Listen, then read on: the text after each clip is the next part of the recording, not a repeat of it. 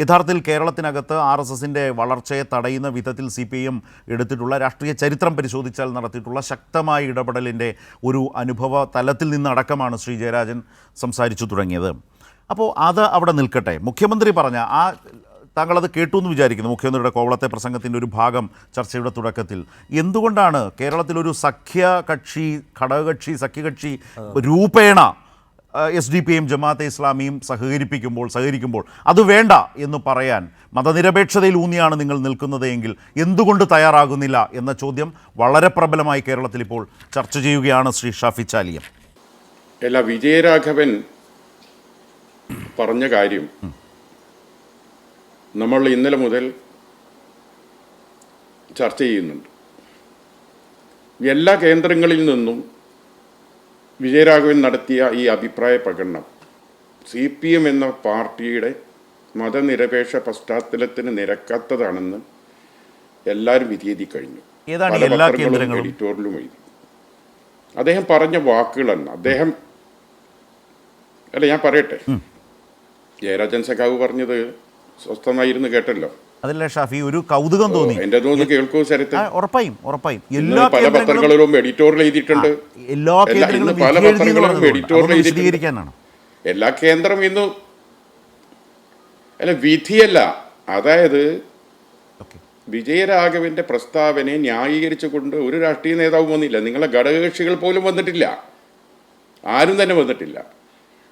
ഇത് പഠിക്കേണ്ട അദ്ദേഹം പറഞ്ഞ വാക്കുകൾ. അദ്ദേഹം അവിടെ ദീർഘപ്രഭാഷണം നടത്തി. അതിൽ ജയരാജൻ സഖാവ് പറഞ്ഞ പോലെ വഖഫ് വിഷയം, ദേശീയ രാഷ്ട്രീയം ഒക്കെ പറഞ്ഞിട്ടുണ്ടാകാം. പക്ഷേ രാഹുൽ ഗാന്ധിയുടെയും പ്രിയങ്ക ഗാന്ധിയുടെയും വിജയത്തെ വിജയരാഘവൻ വിലയിരുത്തിയത് എങ്ങനെയാണ്? അങ്ങനെ ഒരു വിലയിരുത്തൽ ജയരാജൻ സഖാവ് നടത്തുമോ? അദ്ദേഹം പറഞ്ഞത് എന്താണ്? രാഹുൽ ഗാന്ധിയുടെയും പ്രിയങ്ക ഗാന്ധിയുടെയും ഈ വിജയത്തിന് അവർക്ക് മുന്നിലും പിന്നിലും നിന്നത് കടുത്ത മുസ്ലിം വർഗീയ ചേരിയാണ്.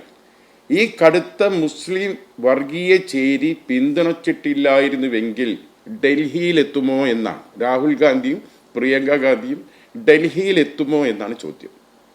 ഈ കടുത്ത മുസ്ലിം വർഗീയ ചേരിയുടെ പിന്തുണയില്ലെങ്കിൽ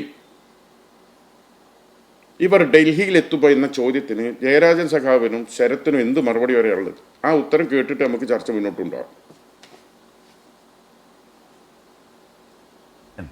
അദ്ദേഹം പറയുന്നത് എല്ലാ കേന്ദ്രങ്ങളും വിധി എഴുതി, അദ്ദേഹത്തെ വിജയരാഘവനെ ആരും ന്യായീകരിച്ചിട്ടില്ല എന്ന നിലയിലാണ്. ഇന്നും ശ്രീ MV ഗോവിന്ദൻ മാസ്റ്റർ CPMന്റെ സംസ്ഥാന സെക്രട്ടറി സംസാരിച്ചപ്പോഴൊക്കെ അതുതന്നെയാണ് അദ്ദേഹം പറഞ്ഞത്. അത് എന്തോ ആവട്ടെ, പക്ഷേ താങ്കൾ കേട്ടിരുന്ന CPM പ്രതിനിധി എന്ന നിലയിൽ അദ്ദേഹത്തിന് ഈ പോയിന്റിലൊരു മറുപടി അതായിട്ട് ബാക്കി സംസാരിക്കാമെന്നാണ് അദ്ദേഹം പറയുന്നത്. തീർച്ചയായിട്ടും ഷാഫി അത്തരമൊരു നിലപാട് സ്വീകരിച്ചത് നല്ല കാര്യമാണെന്ന് ഞാൻ പറയുന്നത്. ഒന്ന്, നിങ്ങൾ വിജയരാഘവനെ ഒറ്റപ്പെടുത്താൻ ശ്രമിക്കുമ്പോൾ CPMന്റെ പാർട്ടി പരിപാടി ഷാഫിയെ പോലെയുള്ള ലീഗിൻ്റെ നേതാക്കന്മാർ കൃത്യമായി പഠിച്ചിട്ടുണ്ടാകുമെന്നാണ് ഞാൻ കരുതുന്നത്. CPMന്റെ പാർട്ടി പരിപാടിയിൽ കൃത്യമായി പറയുന്നുണ്ട്, രാജ്യത്തിലെ ജനാധിപത്യ വ്യവസ്ഥയ്ക്ക് ഏറ്റവും ഭീഷണി ഉയർത്തുന്നത് സംഘപരിവാറാണ്, ഹിന്ദുത്വ തീവ്രവാദമാണ്. ഭൂരിപക്ഷ വർഗീയത ന്യൂനപക്ഷ വർഗീയതയെ വളർത്തുന്നു എന്ന കാര്യം പാർട്ടി പരിപാടിയിൽ പറഞ്ഞിട്ടുണ്ട്. അതേസമയം ഇന്നത്തെ ഇന്ത്യൻ സാഹചര്യത്തിൽ ഈ ഹിന്ദുത്വ തീവ്രവാദം സൃഷ്ടിക്കുന്ന ഭയപ്പാടിൽ നിന്നും ന്യൂനപക്ഷങ്ങൾക്ക് സംരക്ഷണം കൊടുക്കണം എന്ന് CPMന്റെ പാർട്ടി പരിപാടി പറഞ്ഞു. അതിൽ സമഗ്രമായിട്ടുണ്ട്. ഇവിടെ ഷാഫിയോട് ഞാൻ ചോദിക്കുന്നത്, ഈ കേരളത്തിൽ ന്യൂനപക്ഷ തീവ്രവാദ ശക്തികൾ പ്രവർത്തിക്കുന്നുണ്ടോ ഇല്ലയോ? യെസ് ഓർ നോ ക്വസ്റ്റ്യനാണ്. ഷാഫി പറയൂ. ഞാൻ ചോദിക്കുന്നത്, ഈ പോപ്പുലർ ഫ്രണ്ട് എന്ന് പറയുന്ന രാഷ്ട്രീയ ശക്തി, അതല്ലെങ്കിൽ തീവ്രവാദ ശക്തി, ഈ കേരളത്തിൽ നടത്തിയ അക്രമങ്ങൾ, ഇടപെടലുകൾ, അതിനെ ഷാഫി അംഗീകരിക്കുന്നുണ്ടോ? 2010 തൊടുപുഴ ന്യൂമാൻസ് കോളേജിലെ അധ്യാപകനായിട്ടുള്ള പ്രൊഫസർ ജോസഫ് മാഷയുടെ കൈവെട്ട് നടത്തിയത് ആരാണ്? കൈവെട്ട് നടത്തിയത് പോപ്പുലർ ഫ്രണ്ട്. ആ കൈവെട്ട് നടത്താനുള്ള പശ്ചാത്തലമൊരുക്കിയത് ആരാണ്? പശ്ചാത്തലമൊരുക്കിയത് ജമാഅത്തെ ഇസ്ലാമി, അതിൻ്റെ പത്രമായിട്ടുള്ള മാധ്യമം. ഇതേ തുടർന്ന് ലീഗ് ഒരു നിലപാട് സ്വീകരിച്ചു.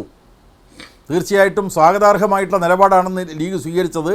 ജമാഅത്തെ ഇസ്ലാമിയെയും അതുപോലെ പോപ്പുലർ ഫ്രണ്ടിൻ്റെയും കോട്ടക്കൽ പ്രതിനിധികളെ കോട്ടക്കൽ നടന്നിട്ടുള്ള യോഗത്തിൽ പങ്കെടുപ്പിച്ചില്ല.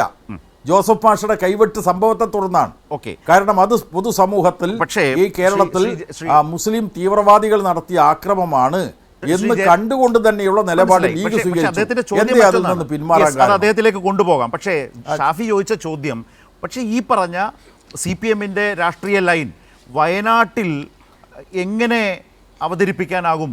ആ നിലയിലൊരു നിരീക്ഷണം വിജയരാഘവൻ നടത്തിയതുപോലെ ഒരു നിരീക്ഷണം ശ്രീ ജയരാജൻ ഈ ചർച്ചയിൽ നടത്താൻ തയ്യാറാകുമോ എന്നാണ് വയനാടിനെക്കുറിച്ച് സ്പെസിഫിക്കായി. ബാക്കിയൊക്കെ പറയുന്നതിൽ ഏറെക്കുറെ ഉൾക്കൊള്ളുന്നു എന്നൊരു വ്യംഗ്യാർത്ഥം അതിനകത്തുണ്ട്. പക്ഷേ വയനാടിൻ്റെ കാര്യത്തിൽ പറയുമ്പോഴാണ് പ്രശ്നം. UDF-നെ സംബന്ധിച്ച്, ലീഗിനെ സംബന്ധിച്ച്, കോൺഗ്രസിനെ സംബന്ധിച്ച്.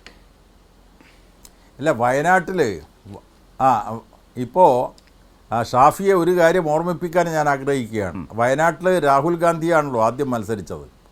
2019 തെരഞ്ഞെടുപ്പിൽ രാഹുൽ ഗാന്ധി മത്സരിക്കുന്നതിന് മുമ്പാണ് കുഞ്ഞാലിക്കുട്ടിയും അതുപോലെ ET മുഹമ്മദ് ബഷീറും ചേർന്നിട്ട് പോപ്പുലർ ഫ്രണ്ടിൻ്റെ SDP-യുടെ നേതാക്കന്മാരുമായിട്ട് മലപ്പുറത്ത് ചർച്ച നടത്തിയത്.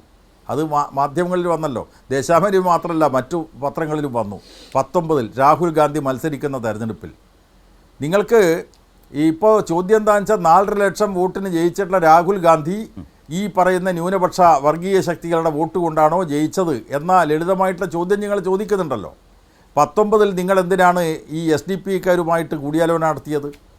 അത് പുറത്തു വന്നല്ലോ. ഒരു ഹോട്ടലിൽ നടത്തിയിട്ടുള്ള കൂടിയാലോചന പുറത്തു വന്നല്ലോ. അതിനുശേഷം ഈ 2015 തെരഞ്ഞെടുപ്പോടുകൂടി ജമാഅത്തെ ഇസ്ലാമിയോടുള്ള എല്ലാ വിരോധവും മാറ്റിവെച്ചുകൊണ്ട് നിങ്ങൾ അവരുടെ വെൽഫെയർ പാർട്ടിയുമായിട്ട് ധാരണയുണ്ടാക്കിയല്ലോ, ഈ പാലക്കാട് ഉപതെരഞ്ഞെടുപ്പിലടക്കം. അപ്പോൾ വയനാടിൻ്റെ സാഹചര്യത്തെ സംബന്ധിച്ചാണെങ്കിൽ പ്രിയങ്ക ഗാന്ധി മത്സരിച്ച തെരഞ്ഞെടുപ്പിലും SDP-യുടെ വോട്ട് ആർക്കാ? പിന്നെ പ്രിയങ്ക ഗാന്ധിക്കാണ്. അതുപോലെ വെൽഫെയർ പാർട്ടിയുടെ വോട്ട് ആർക്കാണ്? പ്രിയങ്ക ഗാന്ധിക്കാണ്. നിങ്ങൾക്ക് കോൺഗ്രസും ലീഗും അതുപോലെ തന്നെ UDF-ഉം യോജിച്ച് നിന്ന് തന്നെ പിന്നെ പ്രിയങ്ക ഗാന്ധിക്കും രാഹുൽ ഗാന്ധിക്കും വിജയിക്കാനുള്ള ഭൂരിപക്ഷം ഉണ്ടെങ്കിൽ അവരുടെ വോട്ട് വേണ്ട എന്ന് നിങ്ങൾ പറയണ്ടേ? അപ്പോൾ നിങ്ങൾ മതനിരപേക്ഷ പാർട്ടിയാണ് എന്ന് വിശേഷണം നിങ്ങൾ സ്വയം എടുത്തടിയുന്നുണ്ടെങ്കിൽ അവരുടെ വോട്ട് വേണ്ട എന്ന് പറയണ്ടേ? അത് നിങ്ങൾ പറഞ്ഞോ? പറഞ്ഞില്ലെന്ന് മാത്രമല്ല, പാലക്കാട് ഉപതെരഞ്ഞെടുപ്പിൽ കോൺഗ്രസിൻ്റെ സ്ഥാനാർത്ഥി ജയിച്ചതിന് ശേഷം ആദ്യം പ്രകടനം നടത്തിയത് SDP-ക്കാരാണ്. ഞങ്ങളുടെ വോട്ട് കൊണ്ടാണ് ജയിച്ചത്. മനസ്സിലായി. അപ്പോൾ ഈ കേരളത്തിൽ അപകടകരമായിട്ടൊരു തലം സൃഷ്ടിക്കുന്നു. അതുകൊണ്ടാണ് മനസ്സിലായി.